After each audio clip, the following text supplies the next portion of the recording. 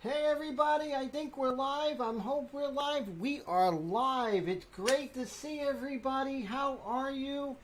Hopefully the sound is working.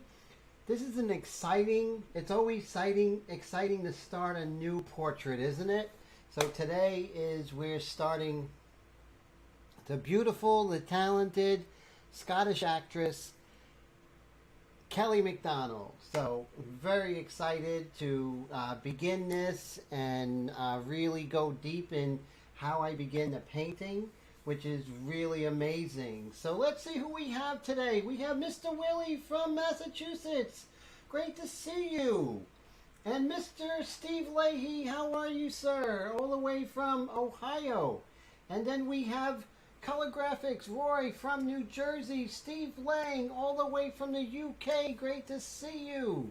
Nameless Subscriber, all the way from California. How are you? And we have, who else? We have, let's see, Mike Deloach. How are you, sir? All the way from the Atlanta area. Rick Latta from Montreal. Viva Canada. So that is exciting. Let me see if I can get our picture of our young lady here. Let's see. A picture of Kelly Macdonald. Let's see if I could get her here so you can see just how lovely this painting's lovely the subject is. Hopefully the painting will be half as lovely as her. That's what I'm hoping. And let's see. Kelly Macdonald. There she is. Let's see if we could bring her in. Yes, there she is. Very happy to be painting her today. And for the next couple of weeks, for that matter. And let's see.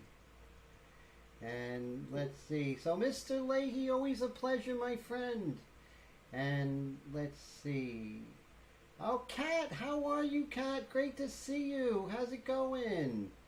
So that is fantastic. Oh, Victoria, British Columbia. Sorry about that, Rick, but I did get the country right. But I'll make sure that Victoria, British Columbia, that's very cool. So thank you for that. And the pretty lady is, nameless, is Kelly Macdonald.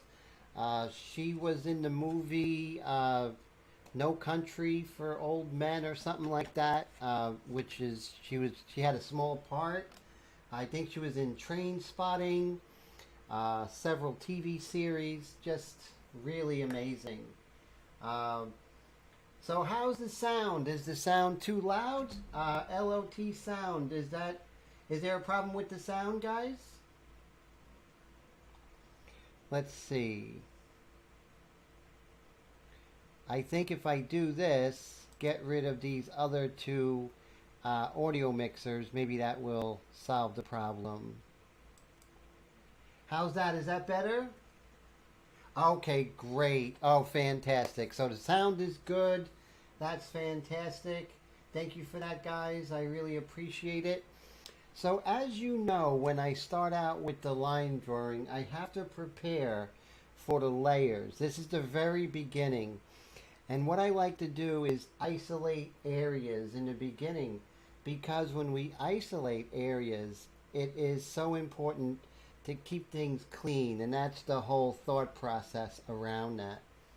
And let's see, Kat says wildfires are threatening daughter's home in Fairview. Oh my God, I pray that doesn't affect her, in her home. That's horrible. And Nameless says the project is frustrating him today, trying a freehand approach and a Stranger Things painting, and it's not going well.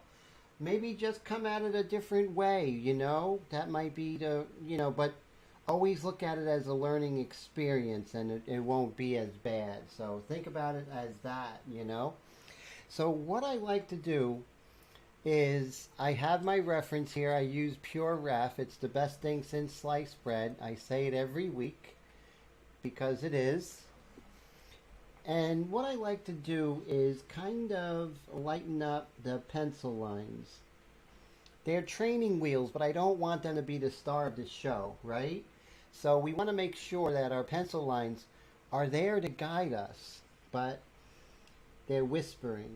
and you want to think of that, right? They think of them as whispers and not shouts. Because in the end, the pencil lines go away. They have their job, which is very, very important. But then they sort of back off, and we go back, and the ink and the pastel really take center stage.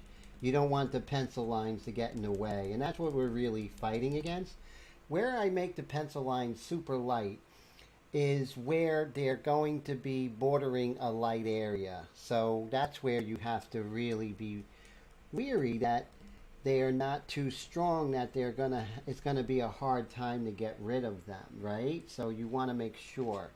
And also right now what I'm going to do is I'm going to make sure that I have this situated perfectly. There's, you definitely want to have this helping you. You don't want to fight it. You don't want it to be something where you have to work to fix it. You want everything to work towards your completion of the portrait, and hopefully she'll be the next Mona Lisa. That's how we have to really look at every painting we do, with the possibility that it's going to be the next Mona Lisa. And that is exciting, and that's how sliced bread is amazing, right? Before sliced bread, I guess we had to cut it with a knife. That's not too bad either. Let's see, or just break it with your hand, right? That's always good. And let's see, so I'm going to get the white mixture, and that's the white mixture that I make my own formula with Drew Blair's 50/50 illustration white, which is amazing because it's the only white in the world that it erases very, very easily. It's not too opaque, it's not too transparent, it's not like zinc white, yet it's not like titanium white. So it's a really, really perfect addition, with Drew's knowledge of his technique and the buffer method, the color buffer method. He really hit a home run with this. No question about it. So that's why I definitely endorse Drew's 50/50 illustration white. Just amazing. What I do is I cut it with water, and I make it very transparent, so this way I could just layer that color on there, or the white. So let me go ahead and do this.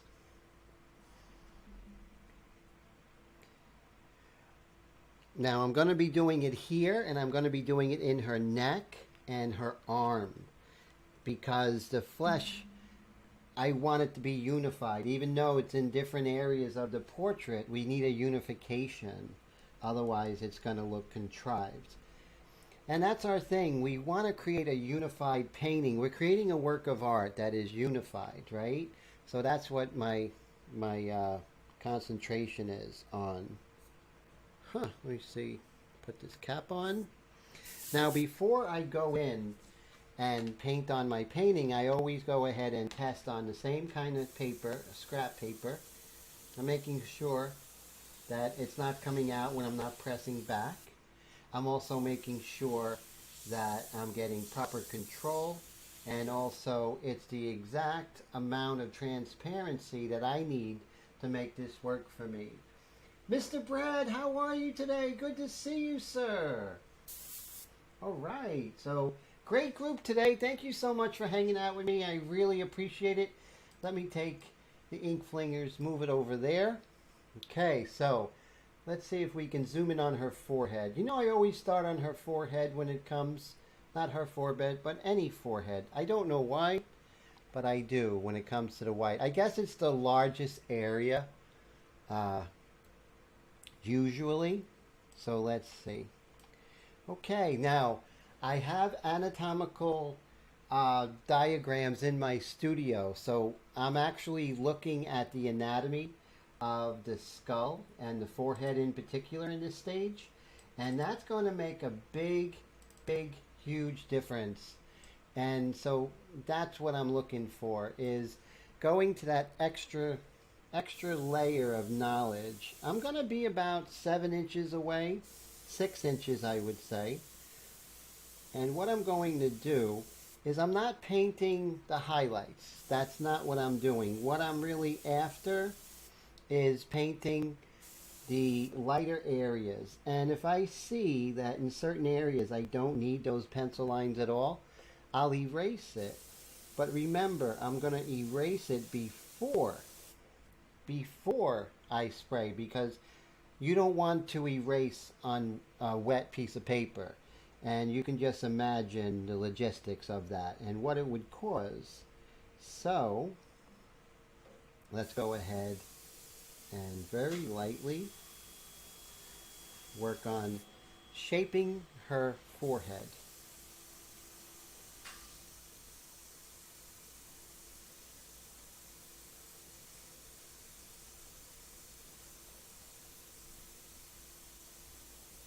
Now I'm about 4 inches away. I'm getting a little detailed.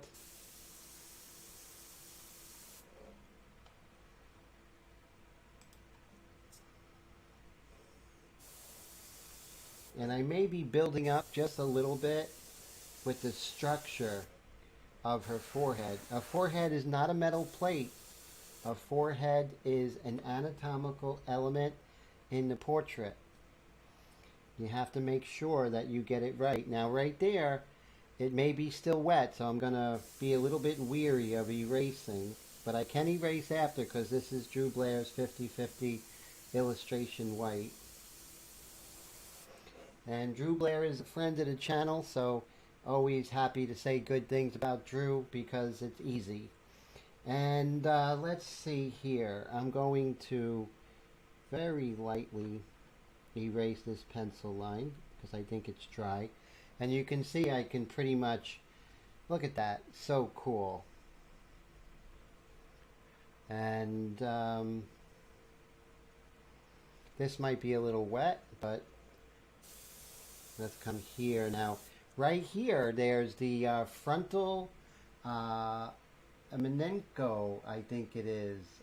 Frontal omenenko. And that's this kind of bulbous area in all of our skulls. Right here, it should be dry. Remember, it's dry quickly because it's a very, very light diluted version of his paint there. There we go. So now I'm very happy with it. And now we can... Mr. John Deepening, how are you, sir? Great to see you. Blue, how's it going? Good to see you, Blue. Mark Webb, how are you? We got a nice group here. This is great. So thank you, everybody, for coming and hanging out with little old me. I appreciate it. And we are going to have a good time today. Just know it. And so I'm just going to spray her nose. Sorry, Kelly. I'm going to spray your nose. And let's see. So right now, I'm not doing any highlights. I'm just looking at the larger light shapes. Just like that. So see here, I'm just going to zoom out all the way. And now you can see I'm spraying her nose.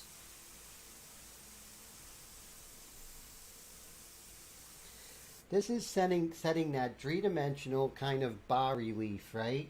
The whole idea of a bas relief is that it comes off of the background. It's three-dimensional, not all the way around. And that's exactly, I'm kind of BAS relief. And that was from the Renaissance. They would have a lot of bas reliefs and everything like that.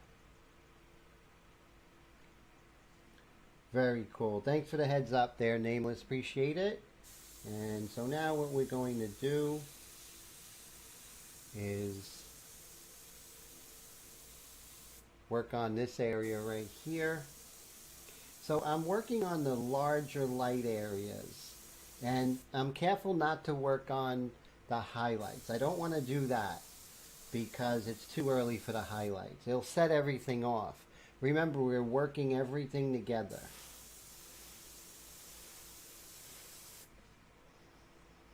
I'm going to let it dry, and then we're going to work on some of the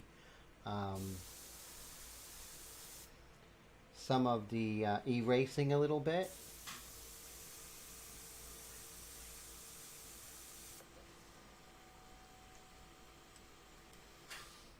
Right here.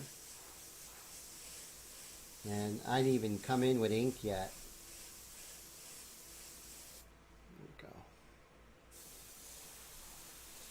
And you know, the acetate is really creating some nice edges for me. And I'm aware of the anatomy. You must be aware of the anatomy if we're going to be a profound advocate for our subject. So we have to be aware of what's happening.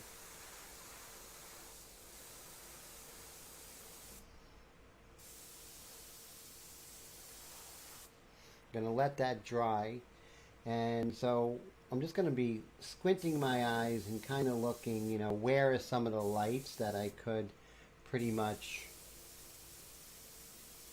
cover.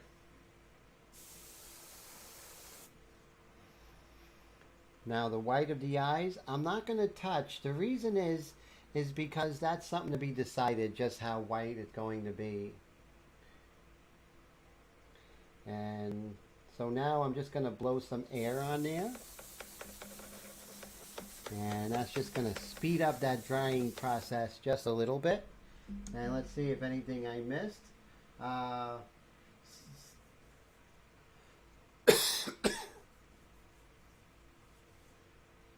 Oh, the subject blue is Kelly Macdonald, the Scottish actress. Just thought she was amazing in everything that I've seen her in.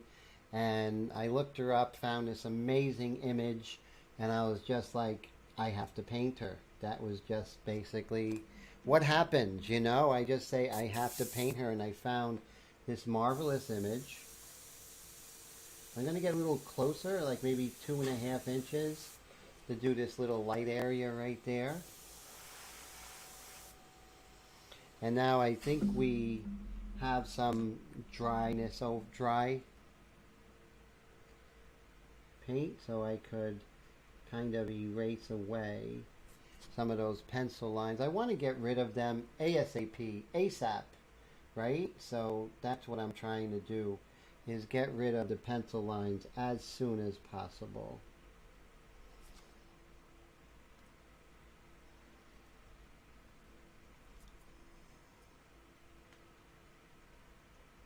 They're great for training wheels, but then they gotta go. They just gotta go. Okay, right here on the nose.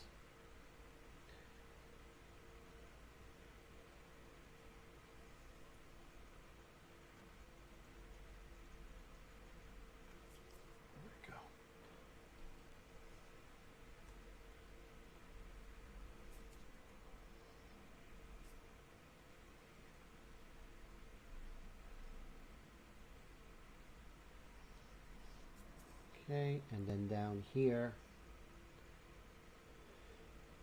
Okay. Take a sip of my coffee here. Rebecca, how are you? Great to see you. What an excellent artist. What a wonderful honor it is to see you, Rebecca. Thank you so much for hanging out. If you guys haven't seen Rebecca Carr's work, I highly recommend it. She's fantastic. Just incredible. Really fantastic stuff. And now I could come in a little stronger with some of these lights now that I have the pencil lines gone. Just a little bit stronger. Now I'm not doing highlights, but I am going to do whatever is facing the light most directly. I'm definitely going to hit that, right? And so let's see if we could make that happen here.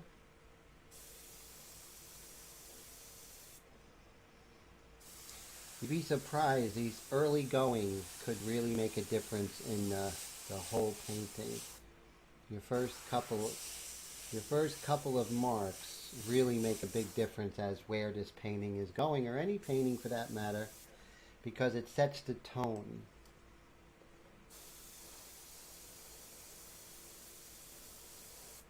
There we go. And let's see.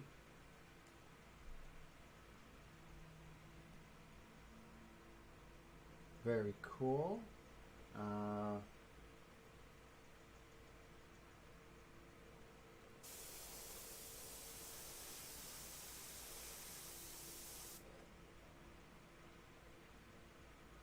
Rebecca says that she misses the live stream, but she's finally here and appreciates my compliments. Oh, that's the truth, Rebecca. Definitely. Definitely enjoy your work, plus countless people. Okay, so I think I'm okay for now. And I may erase just in there a little bit, but right now I think I have a pretty good feel for the forehead and the lights and everything. Maybe just a little bit right over here. There we go. Now I'm going to go ahead and hit the arm on this side and then here with the white. So let's move this over.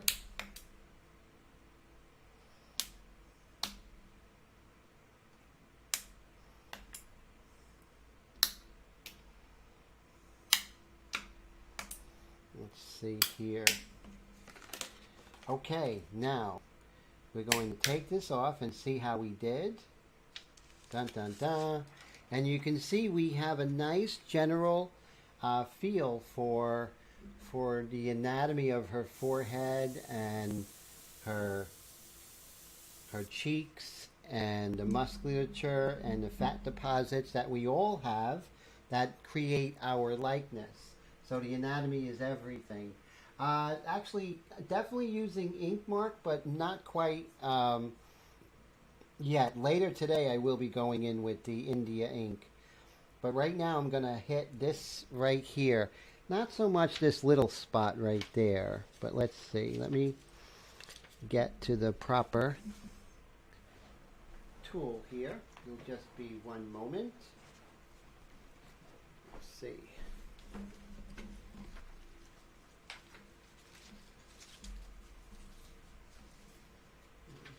Take one New York minute to get to the proper shield.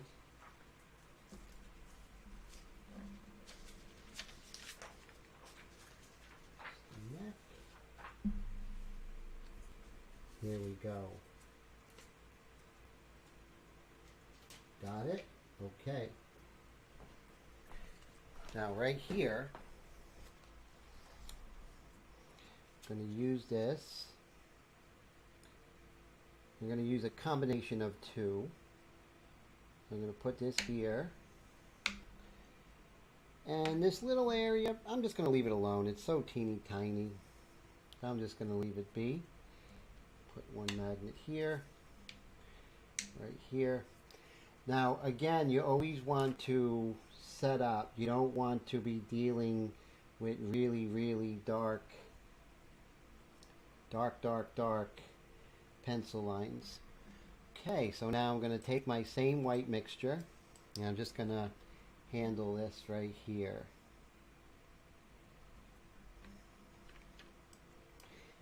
Alright, so here it's a little more gradated, so I'm probably going to be about, I don't know, maybe 4 to 5 inches away.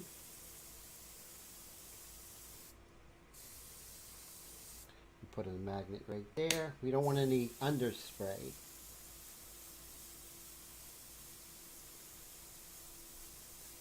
Just very basic, you know, very basic. But setting up, right? Setting up the framework so when we do come in with India ink, a lot is set up. Take care, Mark. I'm so sorry you can't hear me. I apologize for that. But I think it might be on your end. Okay, so that is all really I'm going to do for that. That's it. So Now I'm going to take this off. And just simple, sometimes the simplest little things will make a big difference. Create a nice hard edge for the shirt, her blouse, create an edge there. So it's doing its job, you know. Not only the big things are the important things. Sometimes the little things are crucial. Okay, now we're going to work on the flesh. But first, again, I just want to get some of these pencil lines in line. Get the pencil lines in line, right? Just like so.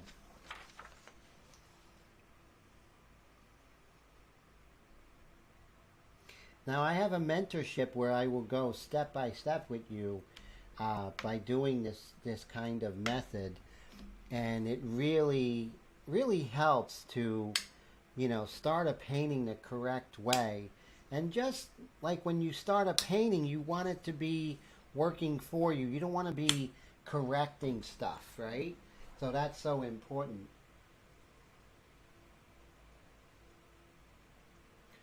Take care, Mike. Always a pleasure, sir. Okay, so very cool. All right, so now we're going to be working on her neck. And let's see. And again, we're looking for that tonal framework. We don't want to put white where white doesn't belong.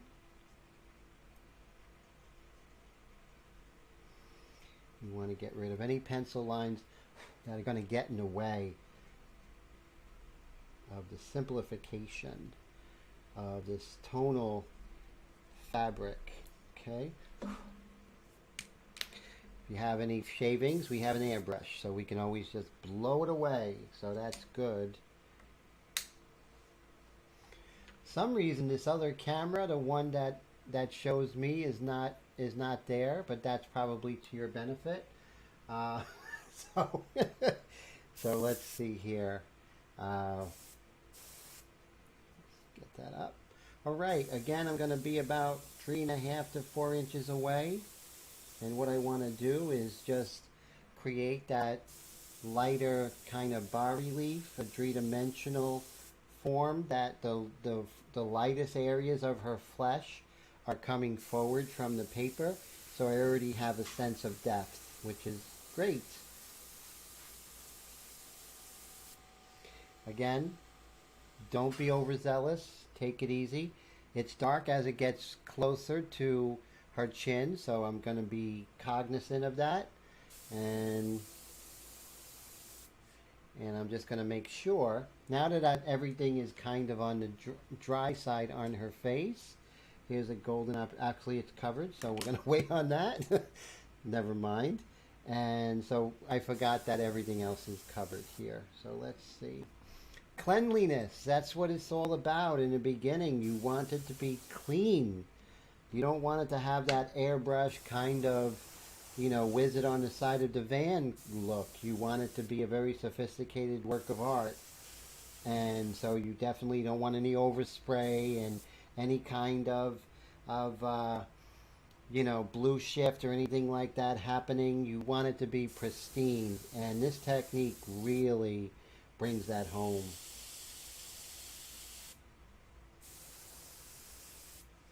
Okay, so I think we're done. So now what we're going to do is we're just going to pull this off.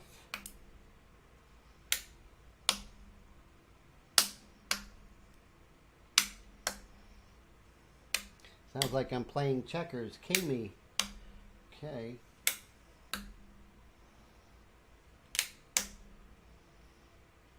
Okay. Now you see we have a nice framework already before we even did anything, which is really what we want. And this is all thoroughly dry, so I can definitely lightly erase anything I feel, any pencils that might be in the way, pencil lines, or even just lighten them up, you know, and that will help us tremendously. Okay, now I'm going to take this airbrush. I'm going to put it aside because I don't think we're going to need the light mixture for a while. So the white mixture. So I'm going to go ahead and put this over in my other airbrush station. And now I'm going to come in with my detail mixture. I'm going to test it out. Notice that I always test before I put anything on my airbrush, right? You always want to test it. Otherwise you're testing fate and you don't want to do that. So we're going to test it over here. Make sure it's nice and light. Look at that. That's a super light application. And that's what we want in the beginning. We don't want to be a cowboy, right? We want to slowly ease our way in, right? It's so important to do that. And let's see. All right, now I always start with the eyes, right? And so I'm not, okay, Tim, so why am I not using a freehand shield for just the face? Because I don't really care if there's overspray into the hair. It's dark anyway, so it's no concern of mine. If the face was surrounded by a much lighter area or something like that, then I would definitely keep that hard edge and actually use that shield, but I'm not going to do that right now. So I always start with the eye. Which eye really doesn't matter.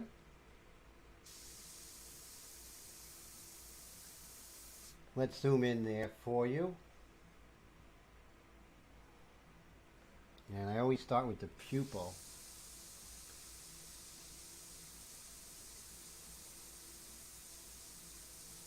There we go. Now, once I do that, I don't go and try and get that dark value. I'm going to get there, but I'm going to take my time. I need to build up a tonal framework. And I can't do that if I'm coming in like gangbusters and trying to get that dark right away. You'll get there, but you can't get there prematurely because you have to bring everything else up along with that eye. And I want you to look at the extreme Patriot arrow, and you see there's no spidering.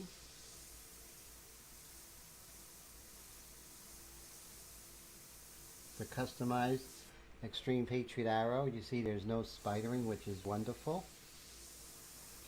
And I have a pack valve, so I can set my PSI at 25, set it and forget it, right?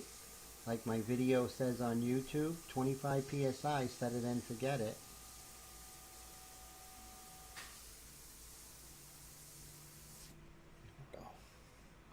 And while we're here, let's go ahead and work on her cute eyebrows.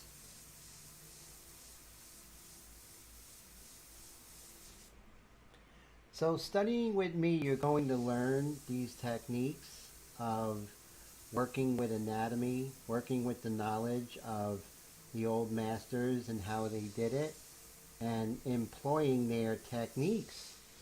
And that's going to make your work a lot more timeless, a lot more classical, and eventually a lot more valuable.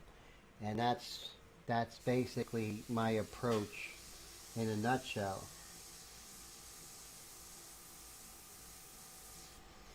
I basically lived at the Metropolitan Museum of Art in my 20s. I went to school at the National Academy School of Fine Arts, which was National Academy School of Fine Art is about 3 blocks away from the Met. So after class, I would, painting the model, and then I would go ahead and go look at the old master paintings and see how they did it. And that was of great augmentation, or addition, I should say, to my studies at the Academy with Ron Scher and Harvey Dinnerstein.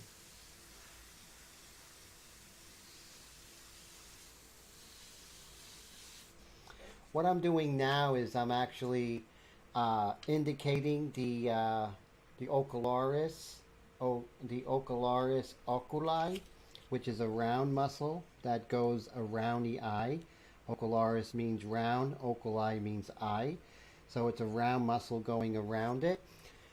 And then there's a deposit of fat that goes on top, and that's what I'm looking at. So when I'm painting, it's not like I'm just eyeballing it. I'm looking for what I expect. It's a lot easier to be a tour guide if you've been there before. And you want to think of your painting as you being a tour guide to the viewer.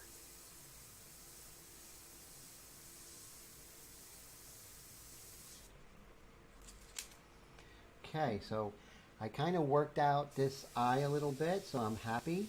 But now I don't want to overdo it because I want to make sure that the other eye is coming along at the same time. So basically, if you take my course, and also I'll have an online course pretty soon, I'll go over that stuff. But right now I can talk about a lot of the painterly things I'm doing. But as far as the technical stuff, I reserved that for my mentorship program, and it's real in depth, and I'll tell you, it's something that is definitely worth its weight in gold. But I have to keep some stuff special for my mentorship students. But pretty soon I'm coming out with something that is going to be an online course, which is going to be a video, and it is going to have all that information for you. So that's right around the corner, which is very exciting, Nameless.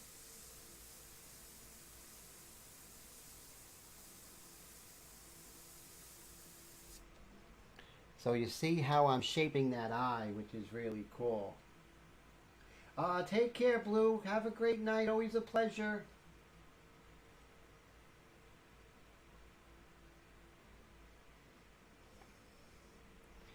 And you can see, like when I'm working on the eye, I have to make sure that I catch up her eye with the other eye, still worrying about not going ahead, right? So I have to worry about not going ahead of the other eye.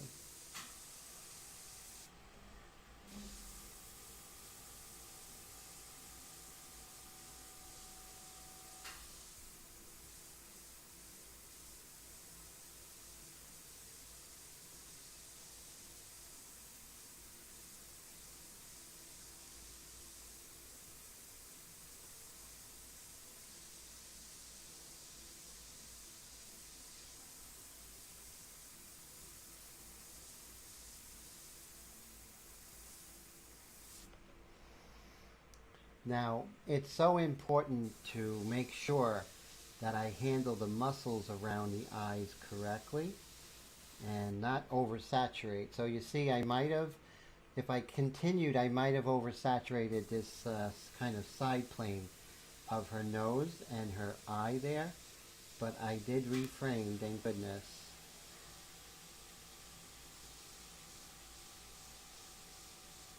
So you can see how the eye is starting to migrate into her nose. And let's see if I can increase. Yeah, you can see this painting is still in its very light stage. But that's the beauty of it, is the light stage. And again, I'm about 3 inches away. One of the things, if you want to have something that's not blotchy at this stage, make sure that when you are painting, you're maintaining your distance. Now, if you want texture, you vary your distance. But if you want to maintain an even, non-gradated cover of paint or ink, then it's really in your best interest to maintain a constant distance. And then you'll get a very smooth application. So here's another thing. So if we look at the underplane of this nose, the cast shadow, so to speak, you will definitely see that it's not just one value. There's a lot going on in there. So you see you have the dark cast shadow of the wing of the nostril, and then you have the dark of the nostril itself. And then whatever object is casting on something else, then whatever is close to that object is going to get darker. As the cast shadow gets further and further away from its said object, it gets lighter. So those are things to really consider. So you have anatomy, and you also want to know the nature of light. So those two things, can you do a painting without it? Of course. Is it going to be as profound? I don't know. What do you think? That's up to you guys. I just want to know everything about my subject if I'm going to paint it. And I might not know about her personality or who she is, but I do know about what makes her her, right? The anatomy of it all. And let's see, any questions? Okay. Hey, Bob, how you doing, my friend? Always a pleasure. Oh, great. So fantastic. And what are you cooking tonight? Anything special, my friend?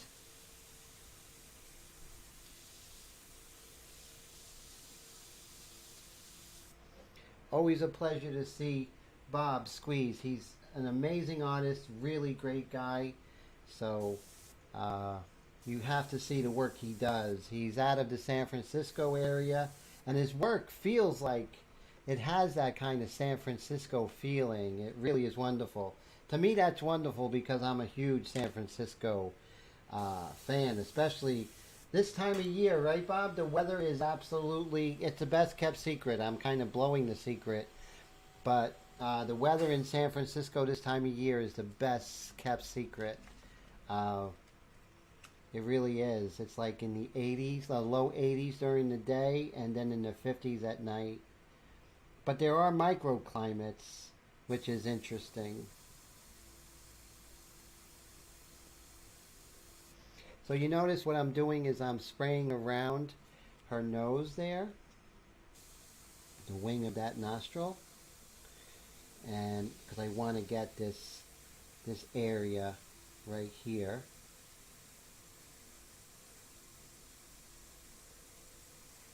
There we go. Let's go back to her eye area, and I still have to catch up to the other eye. Remember, I worked on her eyebrow, which was important, and let's go ahead and do that. And you can see that the shadow of the orbital, the eye socket, we have to put that in there and bring this up and just get the main shape of her eyebrow there. And let's see, I'm going to come down here. So you can see that I also want to see the lower eyelid as a three-dimensional form. So that's important. Even though it's the early going, we definitely can establish some of the larger light and shade patterns that are happening, which are caused by, you guessed it, the anatomy of her. And that same anatomy we have. And that's what we relate to. We have that in common, all of us.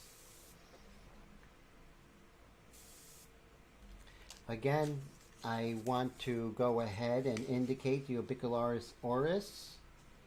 No, the orbicularis oculi. The orbicularis oris is in the mouth area, but this is the oculi. So let me go ahead and spray this.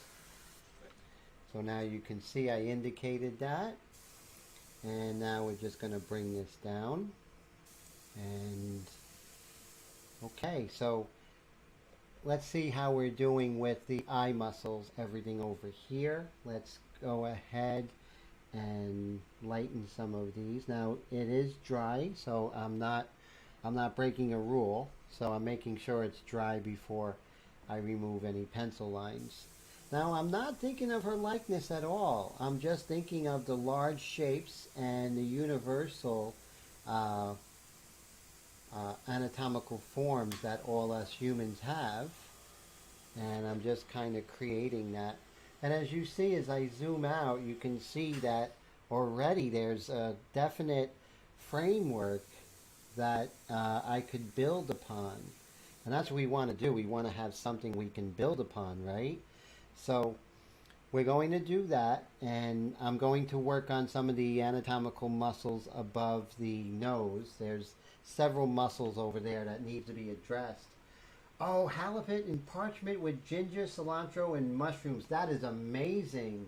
Oh, yeah, the beach days, right? Definitely. And it's nice and cool at night, right, Bob? When I remember going to San Francisco, uh, that was one of my favorite times ever, spending time in San Francisco. Okay, so I'm going to, before I go down into the mouth area, I just want to hit some of these darkest darks here, just establish this, sort of this anatomical framework here.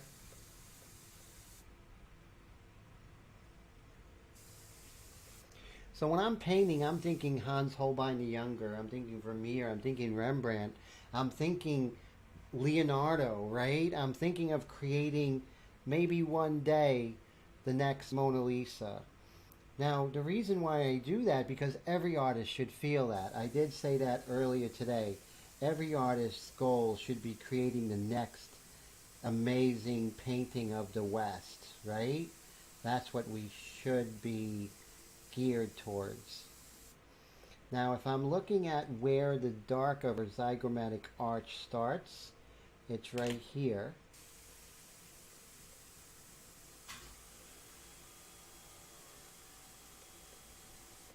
So when you're painting a portrait, you're dealing with muscles, bone, tendons, and you're dealing with all of that. But sometimes you're dealing with the bone, sometimes you're dealing with the muscle, sometimes you're dealing with fat, sometimes you're dealing with skin. But you're always dealing with one element. It's just different parts of the body will have different elements showing, being superficial, more superficial than others.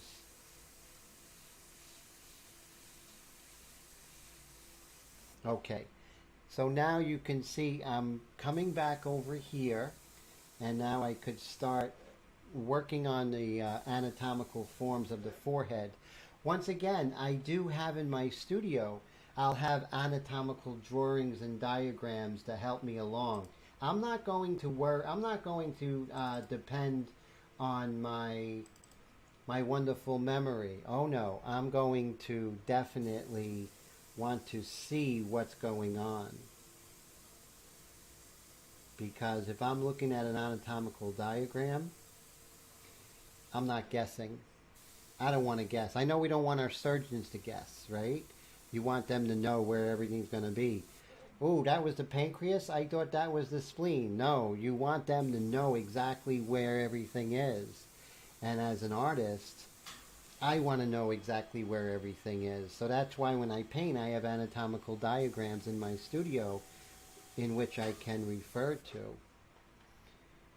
Very, very important. Still doing the 1 second rule, still the same things that are so important, but still worrying about the underlying structure, because that's going to help me understand what it is I'm working on, who it is I'm working on.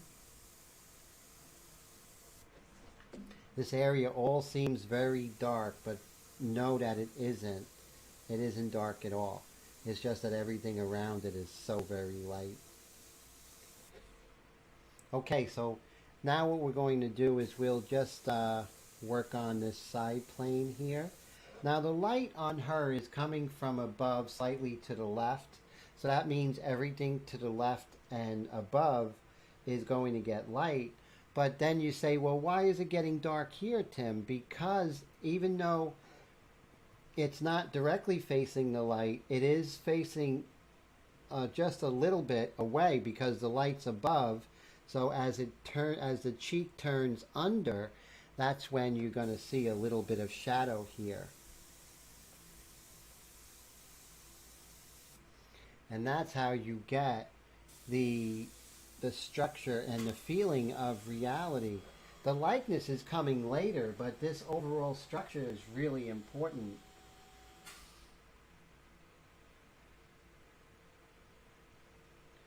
Thank you so much. Nameless says that he sincerely looks forward to the day I'm credited with creating the next Mona Lisa. Thank you, my friend. I really appreciate that. Zavi, how are you today? Oh, you tried doing it today. Oh, don't worry. I want you to keep trying, and you know, and the important thing is to you know, every I think you're talking if you're talking about doing a portrait, your work is great, Zavia. The latest things I've seen you do were really very nice. Okay, so now we're gonna do the lips, I should say. And you know what's funny? I forgot to do one of these here. That's funny. I actually skipped a step. Just goes to show you that we don't need all of these steps, but I do have a stencil here that is going to reiterate the forms a little bit. And so let's see. I just in the nostril, I'm not gonna touch the eyes because I think I nailed that pretty well. But the dark in the corner of the mouth there. Let's make this happen.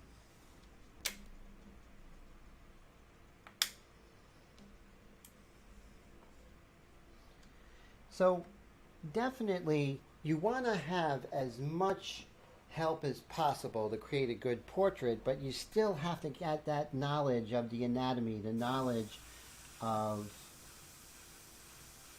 the underlying structures. It's just going to help you.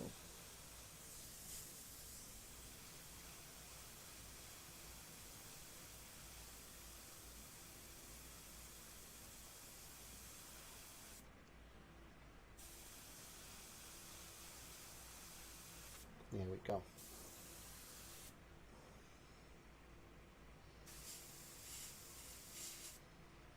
All right. So I didn't need it for the eyes at all, but this is just going to help us to put in the landmark that I drew in earlier. Any help that you can get, please do. So you see how that kind of Mona Lisa smile that Kelly Macdonald has. Maybe that's what drew me to this portrait. I don't know. So now what I want to do is I'm going to work on the mouth, and then I'm going to separate the face from the chin, from the underneath the chin on her neck, because there's a nice dark accent there, and that's what I'm going to do. What are the clear sheets that I'm using? They are acetate, but the whole technique goes, you know, definitely in Rebecca, I go in deep in my classes. But another thing which is really cool, I'm coming out with an online course that is going to actually have everything. And stay tuned for that. It's going to be really amazing. And of course, you know, my mentorship program is available, which is cool. Let's see. Now, let's continue with her mouth. So let's zoom in. I always love zooming in with you guys and girls. Okay, so I don't want to lose my drawing. So the drawing is key for me. Angra, Jean Auguste Dominique Angra said that a good drawing is 85% painting. And I believe that with all my heart. So let me go ahead and reiterate these darks on the corner of the mouth.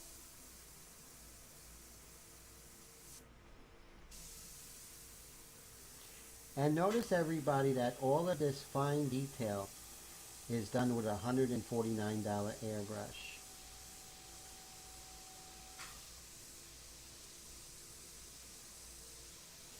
One second rule, everybody. If you paint for a second, you look for a second.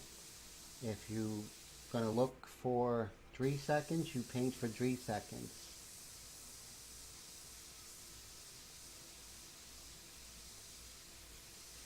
Where the shadows are is really going to be the structure and the shape of her lips, right? So you want to make sure you get the shadows correct, the size, the placement. That's going to give us all the clues on what's happening with Kelly's lips and how they are in 3 dimensions. And Rome wasn't built in a day, so you don't want to solve all the issues right away, but you just want to get this. Again, I'm looking at a anatomical diagram when I'm painting the corner of her lips here.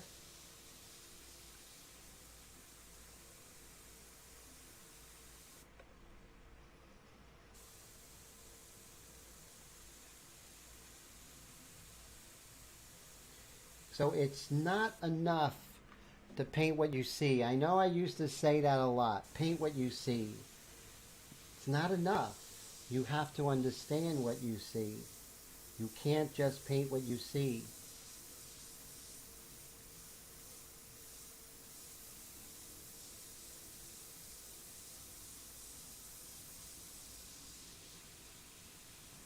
You don't want to go too dark this early. Too dark, too early, too bad. Remember?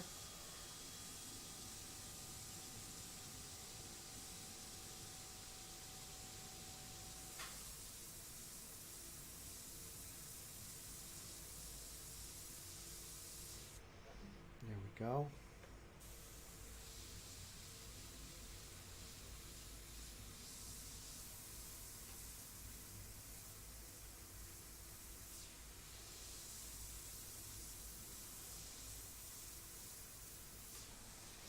And then this comes over.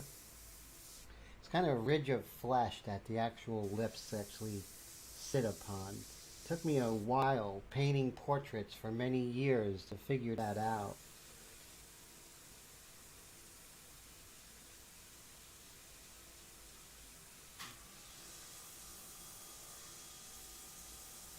Follow the grain of the skin when you're painting. It will go a long way. And when you see a new anatomical form, don't just paint it. Step back and ask yourself, what is it that I'm painting? Why is that there? Why do I see it in other models, right? And that's going to help you build a sort of a memory of all these different anatomical forms, and then you can look for them as you're painting.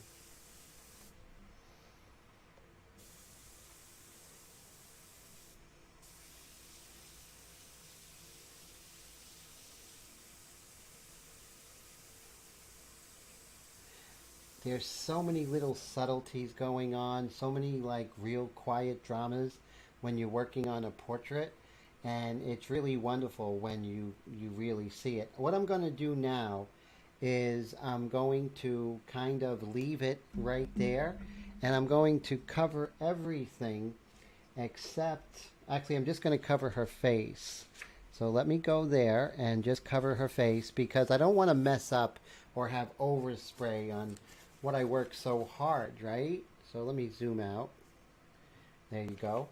And you can see it's crude at this point, but we do have an underlying structure that we can build upon. And it does have that kind of timeless classical feeling. And that's what I'm after in this painting. I'm after that Mona Lisa look. And so let's see. We're going to cover her face because we worked hard on that. We don't want to undo what we did. Who wants to undo what they did? I guess if you did something bad, you can undo what you did or want to. But you don't want to undo hard work.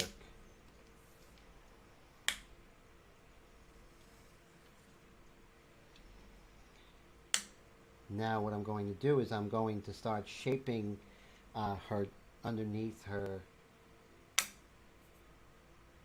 chin, underneath the neck here, with the neck in the shadow.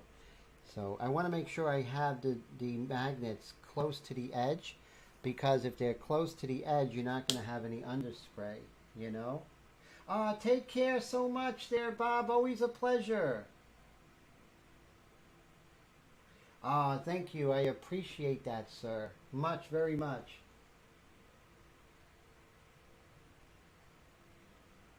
So, Nameless says, does anyone here ever get sick and tired of painting in the same workstation? For him, it kind of affects him. I know for me that I really love the familiarity of my workstation, and it's actually an issue when I have to move to a different workstation. So, yeah, I'm kind of the opposite, but I definitely understand where you're coming from, Nameless. Definitely. Some people like changes of scenery, right? Now notice that I'm not going too dark. Why am I not going too dark? Because I have to bring the whole painting together. John Augusto Dominique Angra said that we need to paint the ensemble. We want to make it feel like the painting has been painted in one quick breath as opposed to a series of pieces.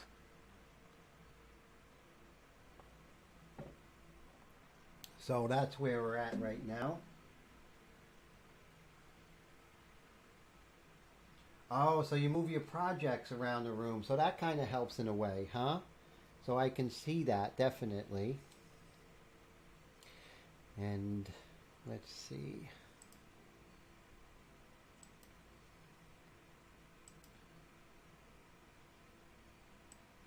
Oh, there's a picture of Frida from last time. And let's see. Okay. We're just going to go ahead and start working on this dark. So why am I putting a shield over there? Because I want that beautiful hard edge. That lighter value kind of, you know, creating that, her chin coming forward and her neck going backwards. And that's what we want.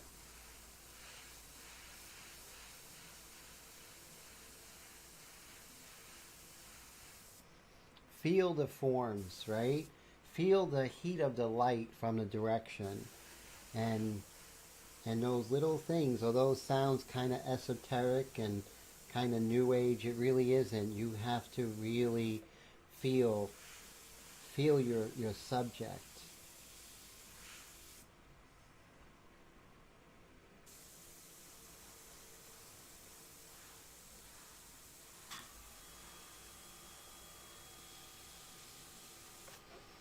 The beauty of the Extreme Patriot Arrow is that it does exactly what you want.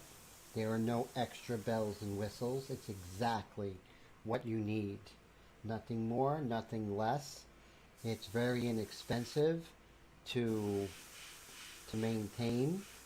I think a needle's like $9 or something like really low like that. The nozzle actually comes with the needle, so that's really cool in some cases. And the parts are really easy to get to. So many really good things about the customized Extreme Patriot Arrow. And if you just want an airbrush to do what you want, then this is definitely the way to go.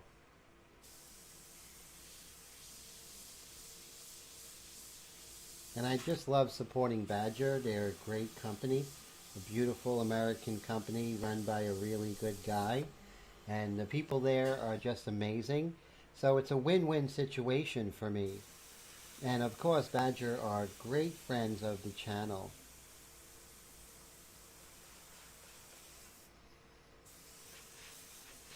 And I like doing things that are different, you know? Being a rebel, being different, you know? Someone says, what airbrush do you use? And I'm like, well, I use my customized Extreme Patriot Arrow. And they're like, oh, you don't use this airbrush or that? And I'm like, nope. I had to find something that was perfect for me. So now what I'm going to do is I'm just going to work on this edge on the side of her face just to create some contrast. And when I actually will come in, so I'm just going to very lightly just establish this dark on the side of her face. And you'll see when I lift it up, you know, what the reason is, right? How important it is for me. So Nameless says he does like the familiarity. It feels, he does like familiarity, but sometimes it feels like a prisoner in solitary confinement. Just start bouncing off the walls and the paintings in one hand, and I can understand that, sure. And Zavi says it's a great brush for the price, but be warned, it doesn't come with any of Mr. Smith's skill. Well, you got plenty of skills your own, my friend. Plenty of skills your own. And so I'm not sure if I'm going to work on the hair. I might just continue down the neck and maybe the arm. But let's take a look and see what we have. And like I said, we want to build up these darks slowly. And we want to slowly construct, right? We don't we don't want to be filling in or anything. We want to construct the hole, and then once we construct the forest, then we can start working on trees. Then we can work on the leaves, and then the bugs on the leaves, and kind of in that. So as you can see, look how far we have come. It is 10:36, so about an hour and a half. But look how far we have come in an hour and a half. So I'm happy. I know I have a lot of work to do, but I am happy nonetheless. So what I want to do is I want to come in and work on her arm. And since it's a dark around her arm, I don't have to worry about, you know, you don't want to keep it clean if it's just going to be dark on the other side. So you don't have to worry about overspray. So let's go ahead. But you know what? I do want that nice hard edge. So maybe I'll keep that, even though I'm not worried about overspray, I want that really beautiful hard edge. So let me find the arm stencil. Take me to the arm stencil. Okay, so let's see. So far, nothing. I will find it. I have hope. But I will find it. Here we go. Okay. Right here. This is not it. That's the dress. Okay. So, the search continues. That's the neck.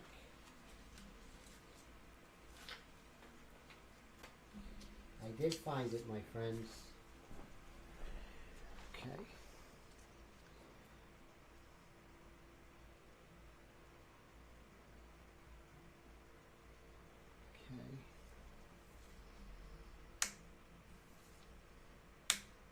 I didn't even look and see how many people were here today.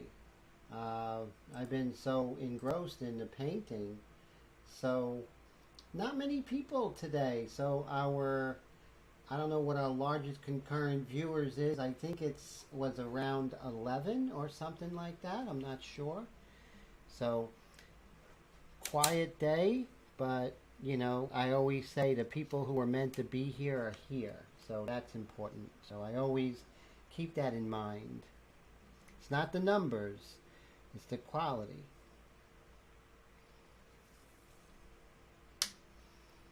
Okay. So I want to get this edge nice.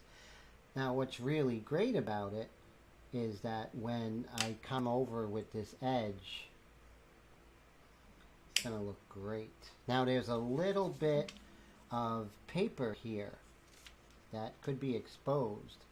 An ounce of prevention goes so far. I'm just going to cover this with a magnet. Here we go. You don't want anything that you're going to have to erase. You want to be exact. You want to do things correctly. And so Nameless says you're thinking long and hard about running to the Home Depot and making an easel from scrap. Has anyone ever...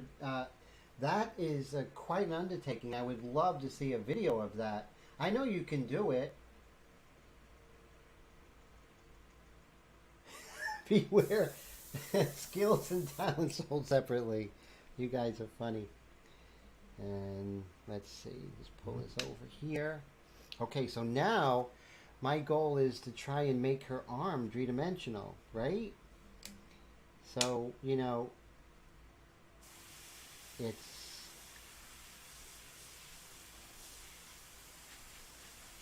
really important to treat her arm with the same amount of dignity and importance. It might not be the star of this show, but it's nonetheless important. So we want to get it right. We want to get those edges correct, a combination of hard and soft edges, right? We don't want to oversaturate. We want to take our time.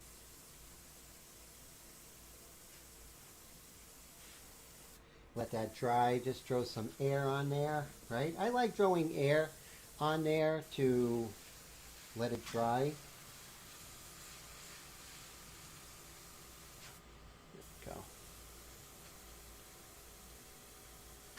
And you don't have to fully resolve the arm, right? You just want to indicate it, but you want to be accurate and you want to think about the anatomy.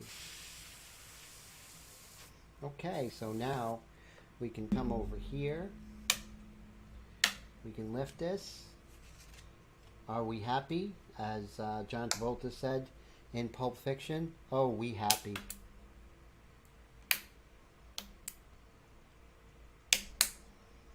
Okay, look at that arm. Nice. And that's what we're after. We're after early wins that are going to sustain us for the future of this painting. So I'm just going to clean up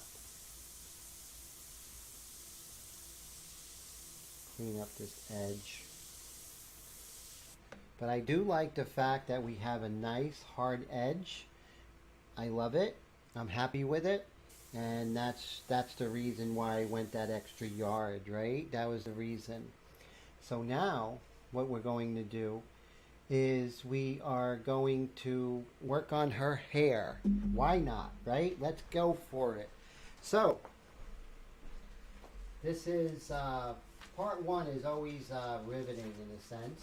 I honestly feel it is, because it is the beginning, and it sets the tone, like the beginning of a relationship sets the tone for the life of the relationship.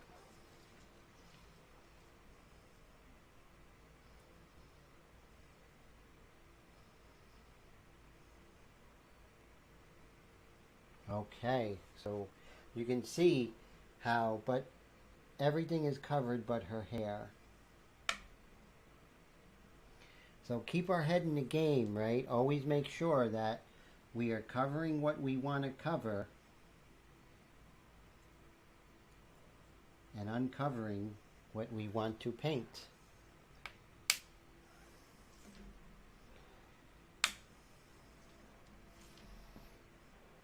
We're after something much deeper than just a picture, a pretty picture. We're after something that's timeless, something that is universal, yet very individual with our model, Kelly Macdonald.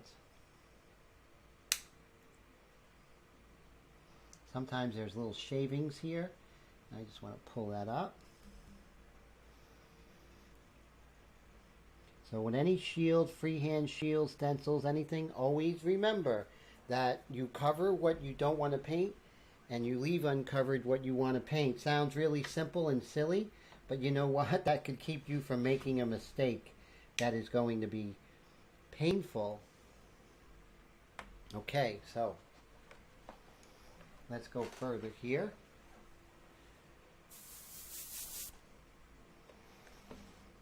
So if you missed it, this is going to be on my website. So that's cool, inkflingers.com. All right, so let's work on her hair. So I'm going to start with the top of her hair, and I'm going to work on the large shapes first. And also I have to make sure that I am not getting underspray. So let's make sure of that. Okay, and let's start again with the large shapes.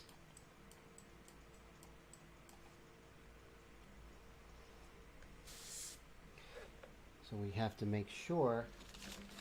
I need more magnets. I'm running out of magnets. I don't know how that happened. Maybe they fell? Don't know. Let's see. We'll transfer this to here. And then put this guy over here. So use the short ones where you don't want to create shadows.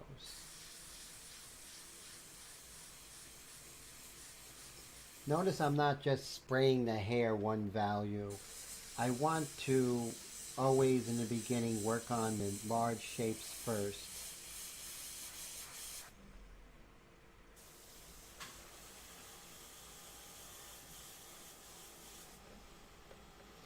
So I concentrate on the dark areas, and then you'll find that the light areas will kind of reveal themselves. Now I may do dusting over everything, so we delineate the hair from the face and whatnot.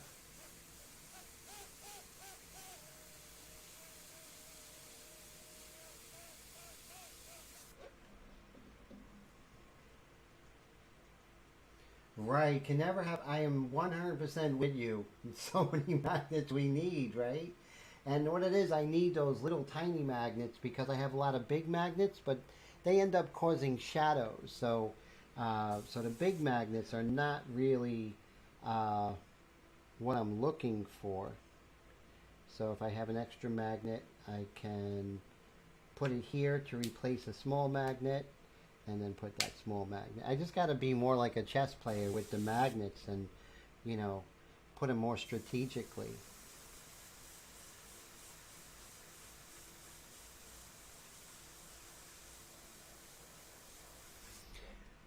The hair is a very important part. It's probably about 30% of the painting, so we definitely have to get that right. If it's 30% of the painting, we definitely have to make sure that we get this correct. Like I said before, sometimes there are little shavings from the cutting. And so sometimes if you see that it's not lining up, definitely stop. Don't say, you know, oh, I'll get to it later or what have you. You want to get it right. So if you see that there's this disparity somewhere, address it right away. Don't wait.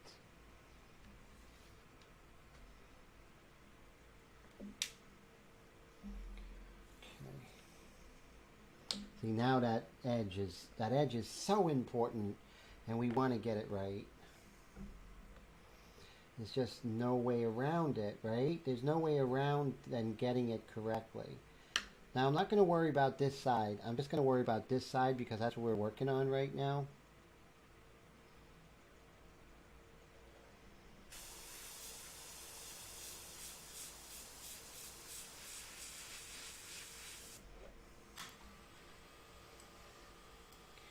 And you can see I'm not trying yet, but Kelly is making an appearance, isn't she? And if Kelly can make an appearance in the early going, then that's just, you know, that's just a strawberry shortcake on top, right? That's just great.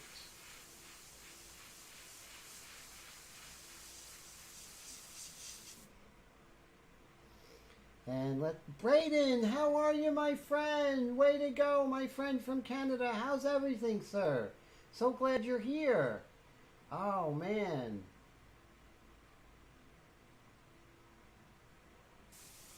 So that's cool. So always great to see you, Mr. Braden. And as you can see, we're just working on pulling this over. And I'm not worried about detail yet. I'm worried about the large shapes. Let me come over and small magnets. We definitely need them. Note to self, Tim, get some small magnets. There you go. And I am going to dust the whole area just to create the shape and kind of reiterate the beautiful shape of her chin here, her cheeks. So cute. And such a pleasure to paint Miss Macdonald, I'm telling you. It really spoke to me, this picture.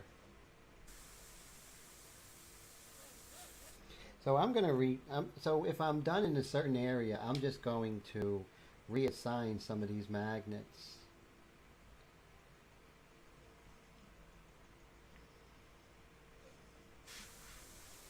We have to protect against the underspray at all costs. Protect the underspray. Save from the underspray. Doing okay, my friend. I really appreciate it. Had a very productive day. Ran around like a chicken without his head. But I got more done today than I thought I would. I hope every day's like that. Some days you feel, right, Braden, that you're running in sand. And, no matter what you do, it just seems like you're not getting anything. I'm not getting anything done. But today was a good day. Started out with a couple of really great classes from my students, and they always put me in a good mood. I'm telling you, always put me in a good mood. And oh yeah, so look at the large shapes that we're getting here. What a great way to map out a portrait, right? One of my teachers, I believe it was Ron Scher, is that when a painting really starts when you cover 100% of the surface with the paint, whether it's pastel or oils or watercolor. Once you covered 100% of what you're painting, then you could really start. And that's why you don't want to push something ahead of everything else, you know. And oh, great! So you had a productive day as well. That is cool. I wish that for you as well, Braden, because those are the good days, you know. When you get older, you know, you want to have productive days. I want to have productive days, and you know, and when you have them, we don't take them for granted, right?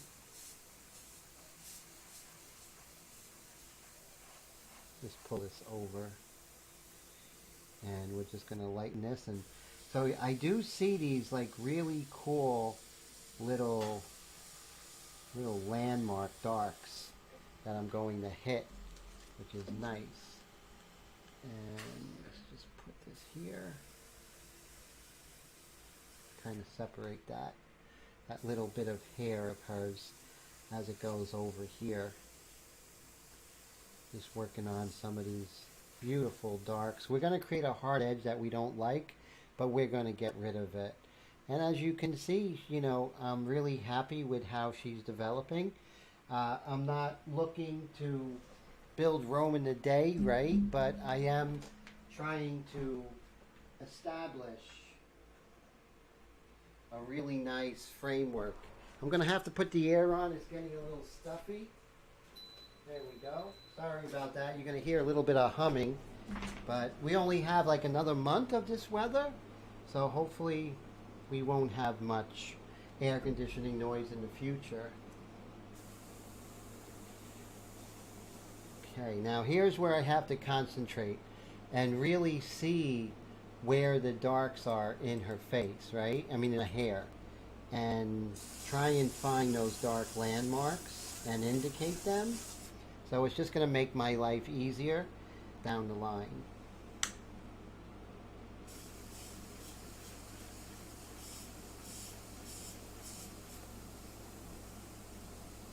So right here we have this hair that's cutting across very elegantly. And I'm going to take away a magnet because sometimes the magnets get in the way, right? And I'm just going to create this edge of that hair coming across, right? And we have to do the gestures of the face, the gestures of the body, and also the gestures of the hair, which are really going to help us. Just like so.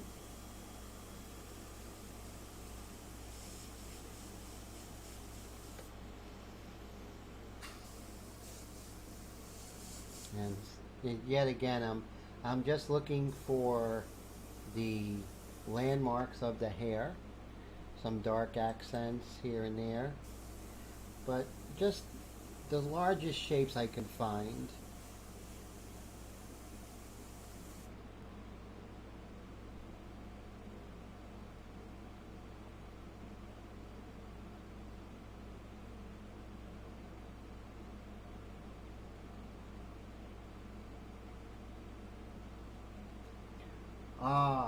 That's great, Zavi. I appreciate that. Yes. You know, and, you know, when we definitely have to be thankful for the moments we have, right? And I agree, Zavi, 100%. So much. So now I'm just going to make sure I'm going to be working on this side of the hair. So I want to make sure I reposition this stencil here so I have it correct and concentrate on this side. Any kind of carelessness that I have throughout the painting, especially in the beginning, is just going to manifest itself later. So I'm going to be thorough. I know my weaknesses, and I know that a lot of times the worst part of me wants to cut corners, but that's when I am hard on myself. But rightfully so. And let's see here. I want to make sure that this side is acceptable to me.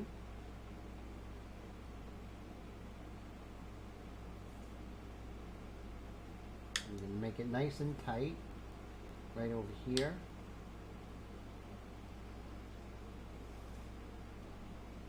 There we go. So now I have that nice hard edge. And that's what I'm after. I'm not concerned over here. We did that. So let's really concentrate here. Put all our effort on this side. And then we're going to have those edges that we want. And they're going to be accurate. And so right here, I'm going to worry about this side. Not so much the other side. Just this side.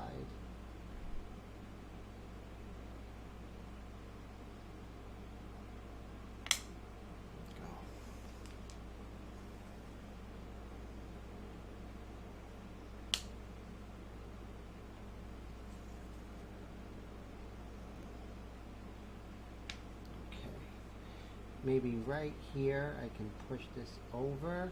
There we go, because I might want to come back over here in this stage and put some other small magnets. They're all used up. There's a lot more small magnets. I don't know where they are. Let's see. Where are they? Interesting. Okay, so now let's go ahead and work on this part of her hair.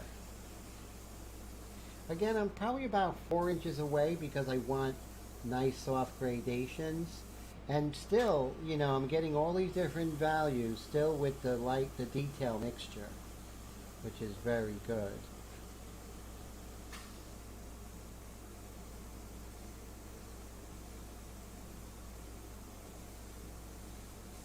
So Rebecca, if you're still here, I'm sending out your inks tomorrow, and I'm going to give you an extra gift in that. So if you're still here, I forgot to tell you that, and so exciting. Rebecca ordered my inks, so I'm so excited to see what she's going to do with them. I know she's going to do great things with them. I know it, I know it.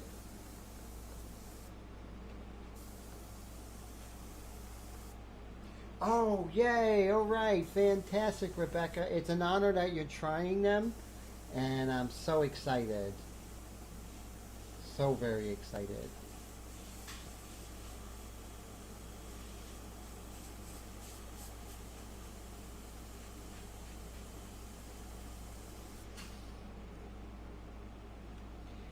And I'm not trying to build Rome in a day. I'm just trying to get an overall framework of Kelly's hair. That's it. Oh, they're gifts. So cool. Yes, I know how that is when you have a portrait commission. You can't show them until at least the people who is getting the gift sees them first, right?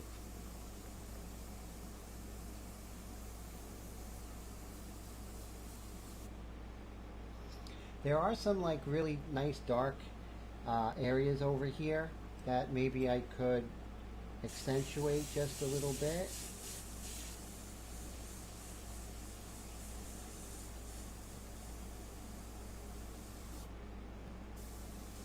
So once I do this, then I'm going to move on over to the other part of her hair.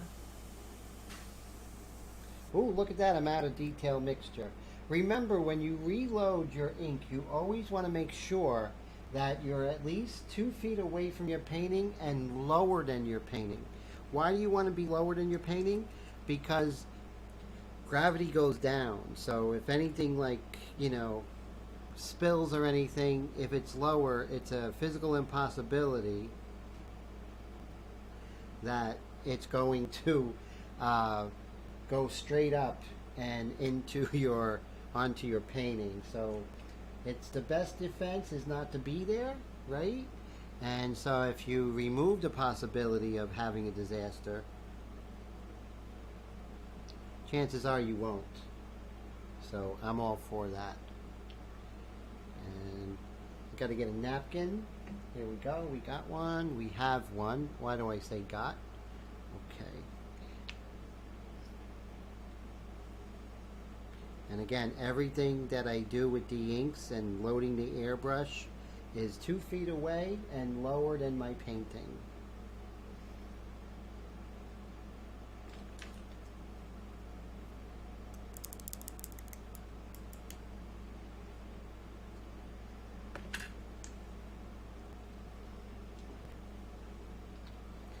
Okay, so a successful reload of my airbrush with the detail mixture. And let's go ahead and test. You always test first. You never know. And you can see beautiful lines. We are in good shape.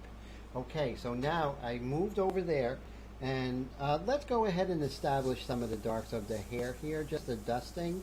So at least we established the general shape of the hair, which is nice. And so now we're shifting the attention over to this side of the hair.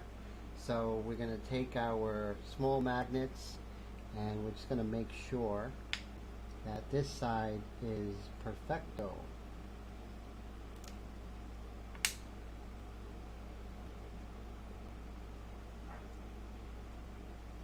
Just like so. Right on that edge, and we really want to protect the edge of her face. We don't want any underspray hitting her face. That would be super terrible. So we don't want that. So, like I said, be very, very thorough in your application, thorough in your precaution to keep it clean and to keep having it done right. You're the one that's in charge of it. I'm going to raise the air pressure a little bit. When you want larger areas, you raise the pack valve just a little bit, and that'll increase the atomization, and you'll have smoother gradation. The more you use the airbrush, the more you'll become an airbrush whisperer. You'll just know exactly what it's doing before anyone else does, and that's where you want to be. Notice I'm keeping the pencil lines here. Why? Because the pencil lines in hair is our friend. And you hear I have a dog in the background, which is always great. Hound of the Baskervilles.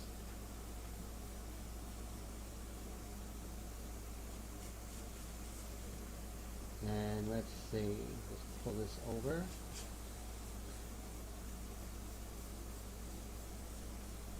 Bring this down. Okay, so right now I'm pretty much going to chill with the hair. So we'll lift this up and we'll see how she looks. And I want to do the chin of her. So what I'm going to do is we'll work on that. But first I'm going to remove this particular acetate.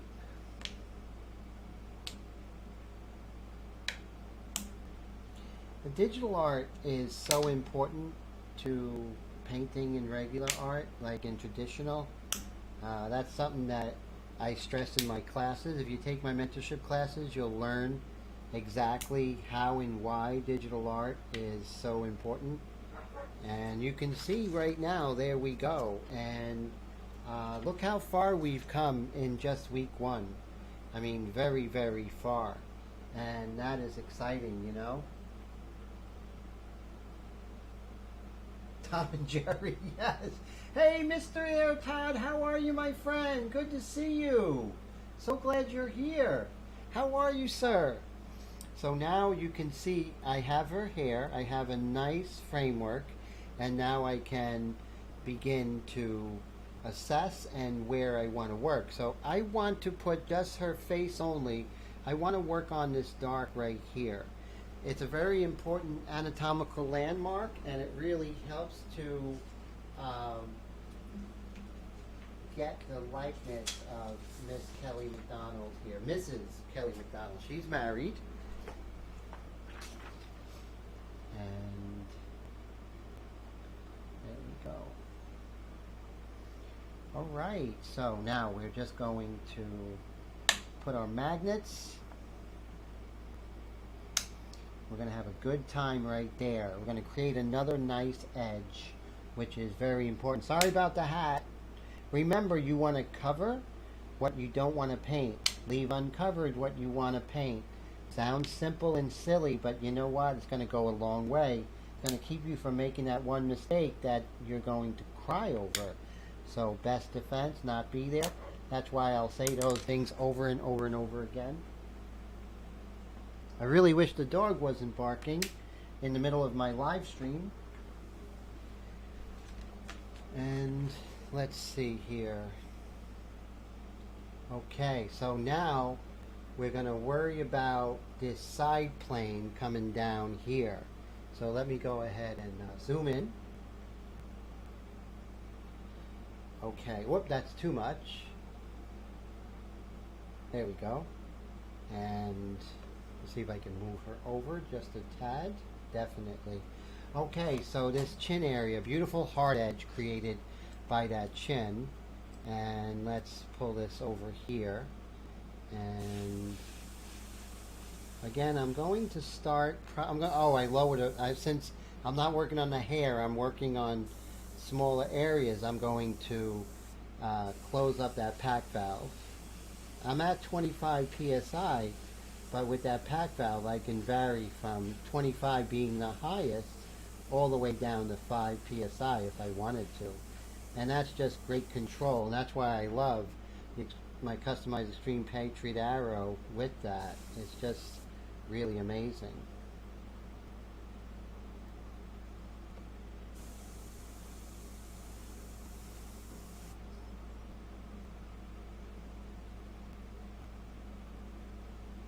Oh, the hand is still bugging? Oh, your hand is bugging you? So what's happening? You still have trouble with your hand, my friend?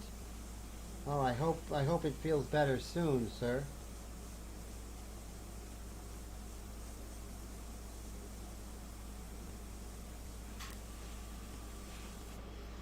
So, Mr. Todd, I did make your white mixtures, and I am sending you some really cool gifts as well, and that will go out tomorrow. So you'll have a tracking number on that, my friend.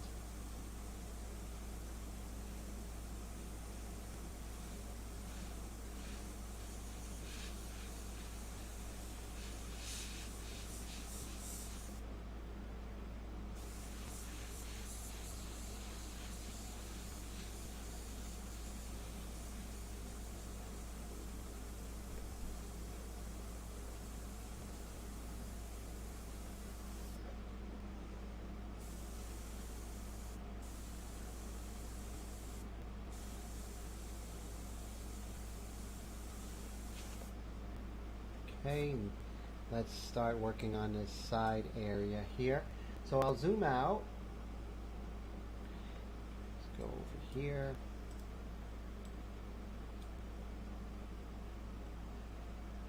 And let's work on this side plane here.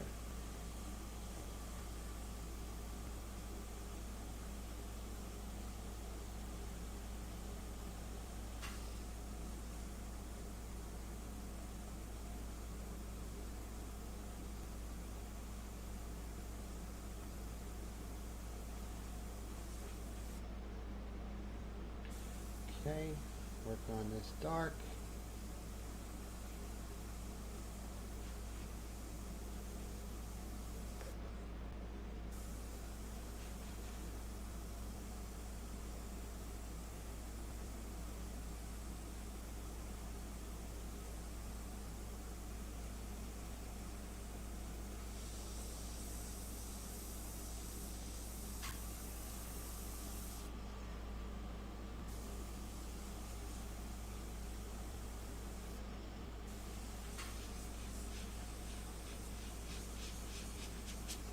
Okay, so now we can go ahead and lift this up and see how this looks.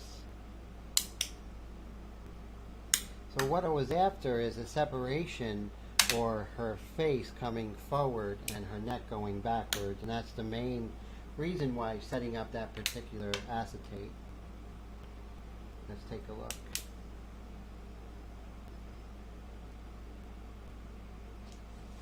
There we go. Great. So definitely doesn't quite look like her yet, but it does have a resemblance. But if it did look like her yet, it wouldn't. It's impossible because I didn't really work on all the anatomical forms, and also the tonal fabric and everything that comes later. You know. Oh, you're out of the detail mixture. Oh, okay. So we'll definitely get that out to you tomorrow. Definitely. I'll send a UPS a little bit quicker than regular, which is good. Okay, so this is where we are now. It's 11:13, which is pretty good, and so I'm pretty happy with today's progress. So today's lesson, or today's live stream, is pretty much how to start a painting, and you can see this was pretty much on the money of a portrait painting, which can be kind of daunting, the task of actually painting a portrait. And you can see that I was very methodical, and now I can see right here that it's a little bit darker right here. Let me see. Let me put on my glasses. So this area I got to work out where it's darker, where it's lighter.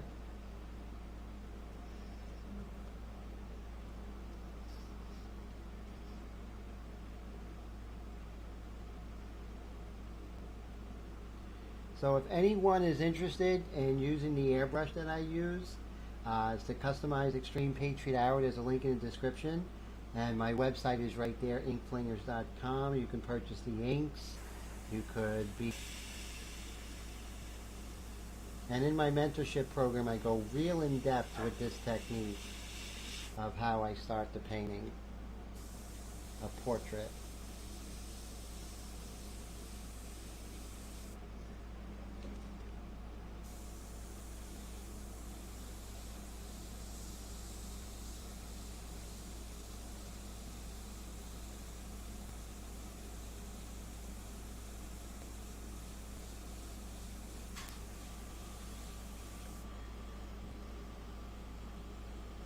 And now I could work on the cast shadow of her nose a little bit. Let's make that happen.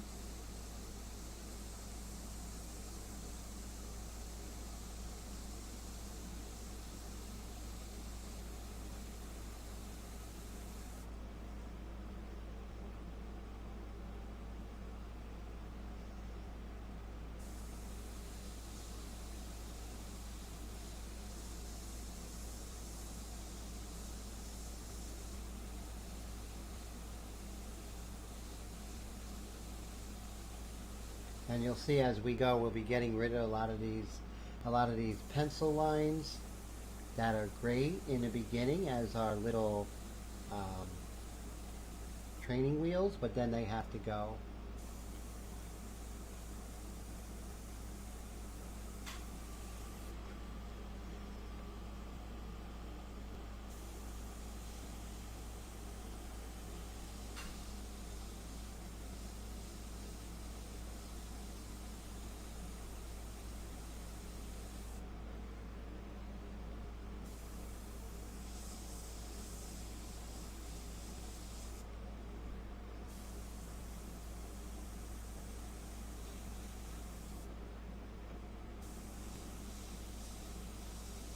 And I'm going to let this dry before, let that ink dry before I go ahead and erase any of those pencil lines. Let's move on to the eyes, and maybe we could darken them a little bit. You always want to keep the star of the show a little more bright than everything else, or a little more detailed in this case than everything else.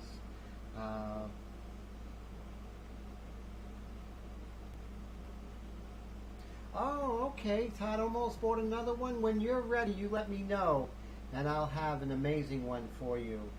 Oh, so you do like the Badger Extreme Patriot Arrow. Thank you. Oh, you're going to order a new Iwata Mac valve. Okay, very cool. Those are good.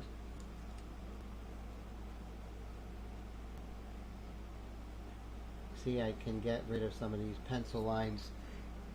So right now we're working on this eye right here, camera left, and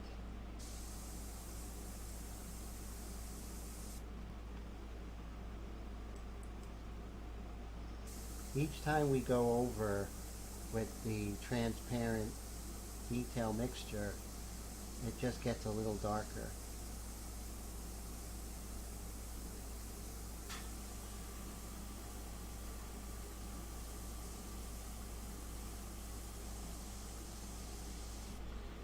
Go. And now we could work on this eyelid.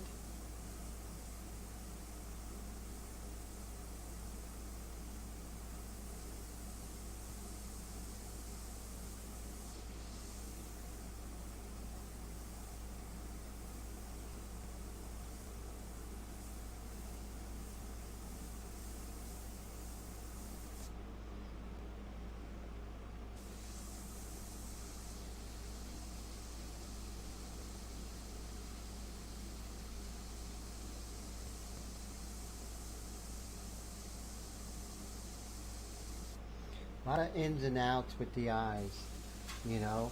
Sometimes the dark's on the inside, sometimes it's on the outside of a shape.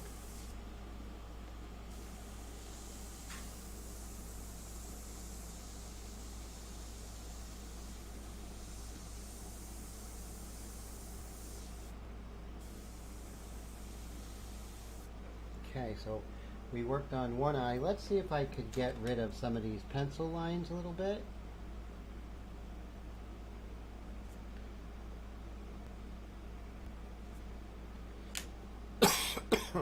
Okay, so let's move on over. Well, I can definitely indicate the eyelashes on the lower eyelid.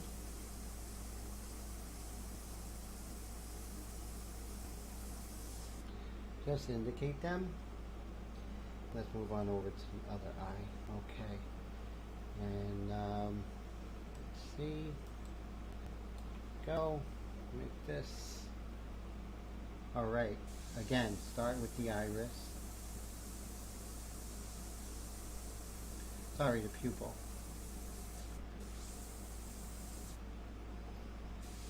Then the iris. One of the things that is always good is to make sure you get the clearance. What's the clearance of the iris with the eyelids? I'm going to raise that air pressure a little bit.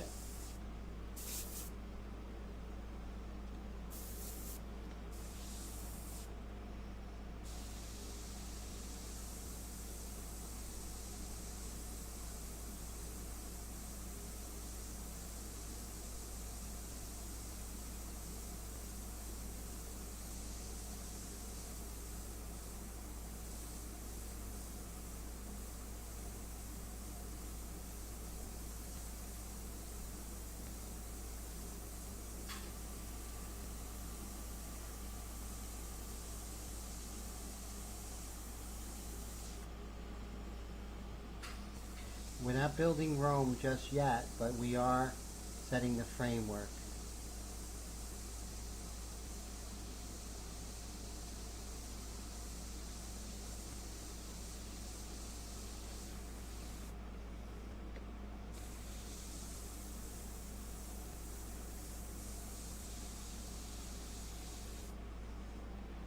And let's see if I'm missing anything. I think it was about them waiting for Drew to get back into the country to get your classroom in a box. Oh, I see. Oh, cool. Let's see. And can't go wrong with studying with Drew Blair, that's for sure.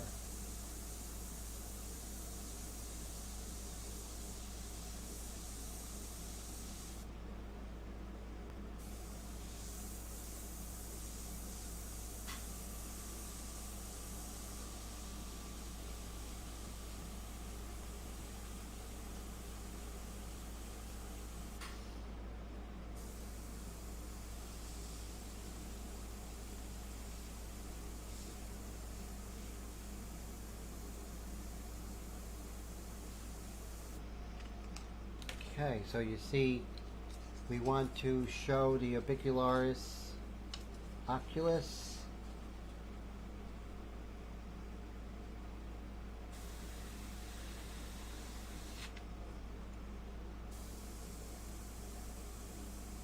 If you take my mentorship class, you'll learn all about the major landmarks that you won't find in art school, of the anatomical landmarks of the portrait. You only learn that in my class. I guarantee you only learn it in my class.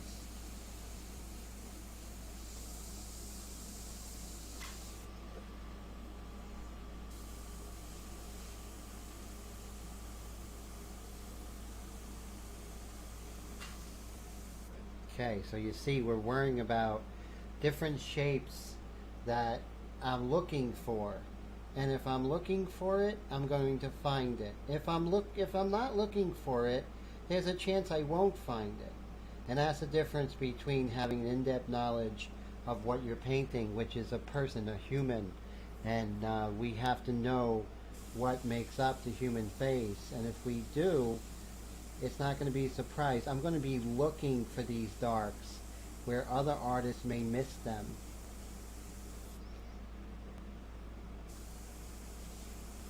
Even me, I would have missed them about 6 months ago.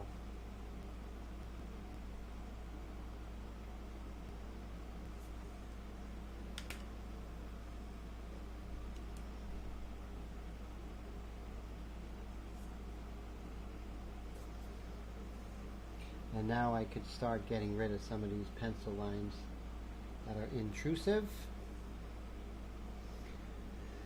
And let's zoom out and see how we're doing. Okay, so I really feel that we are very advanced in getting a really good feel for our subject, and the amazing, the wonderful Kelly Macdonald, amazing actress.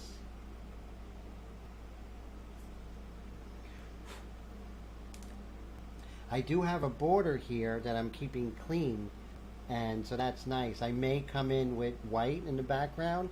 I'm not sure. Still undecided.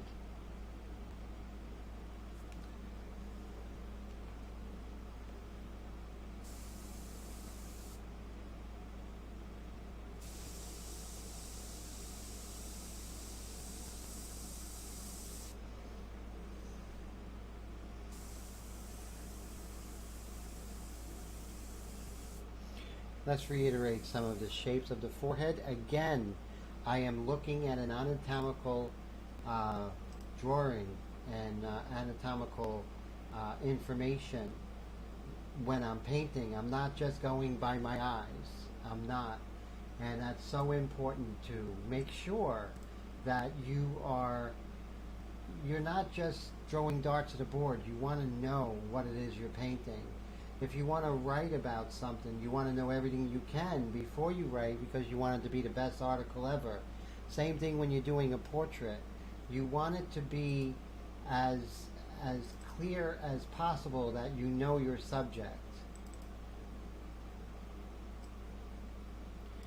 Okay, so filling this down here.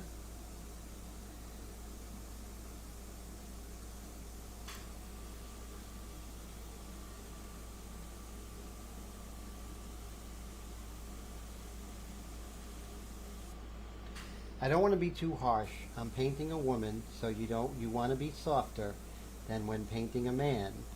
So, but still, you want to make sure that you're getting the anatomical landmarks.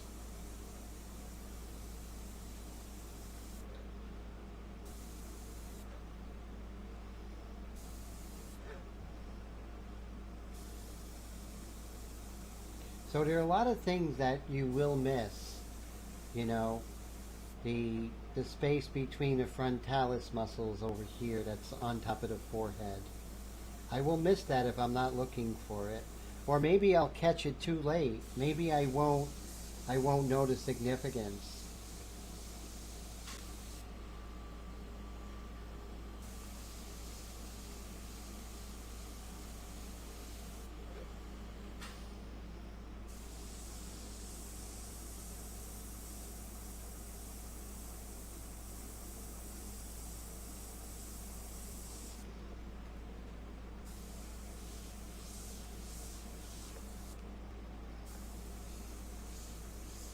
Now there are a lot of hard and soft edges here, but it's too early to worry about that.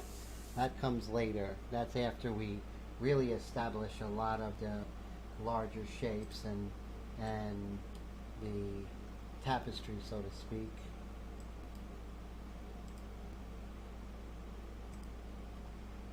Hey, how you doing, Bob? You're back. Thank you so much. I appreciate that, sir. Thank you. Paul, how are you? Thank you so much for that. I appreciate it. This was part one. We got really far today, didn't we? You know? Rebecca says she's out. Thanks for a great class. Thank you always, Rebecca. I really appreciate you and I love your work. Take care. And so I'm so glad you're here, Bob. So glad you're here, Paul. And you know, this was fun. This was a lot of fun. This particular live stream. I can see a lot of my study is starting to come together, and that's important, you know, to work hard. It's its own reward, right, everybody?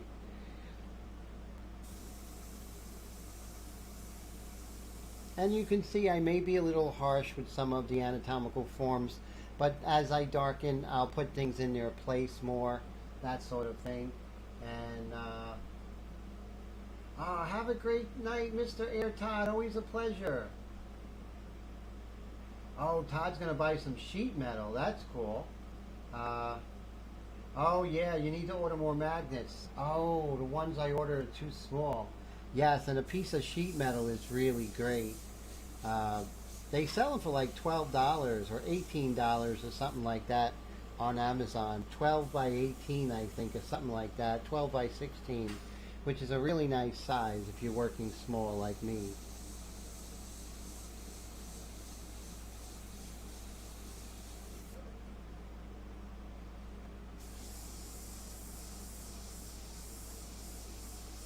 Just going to play with her hair a little bit. And let's bring this down. What I'm going to do is, she has these little white spots, so I'm figuring out how I'm going to do those light negative shapes, but that's to be determined. So I'm going to be thinking about that before next week's live stream, which is really cool. So everybody, it is 11:30. Thank you so much for hanging out with part one of the amazing and lovely Miss Macdonald here, Kelly Macdonald. It was a lot of fun to paint her. We still have some pencil lines we need to get rid of, but we made really huge progress in 1 2-hour session. And so I'm thank you so much, Bob. Thanks for hanging out, Todd, Rebecca, Paul, Brad, Roy, Zavi, everybody nameless, and Braden, thanks for hanging out. And let's see, nameless subscriber I mentioned, Roy, Blue, Steve Leahy, Steve Lang, always a pleasure, my friend, John Diekman, Mark, even though you had sound issues. Let's see who else we had. I don't want to miss anybody. Kathy, Cat's Gallery, great to see you. Brett, of course. And Rick all the way from Canada. And Willie. So I think I got everyone. Mr. Mike DeLoach, can't forget you, sir. Thank you, everybody, for hanging out. If you're watching this recorded, don't forget that if you're interested in my airbrush, the link's in the description. Inkflingers.com for customized extreme Patriot Hour, only $149. The inks I'm using with the white mixture, that's on my website too. You can purchase it, and you know, if you are interested in my mentorship program, go on inkflingers.com. I talk a lot about it. Everyone, I hope you have a great rest of the week. And thank you so much for making my Wednesday fantastic. Take care, everybody.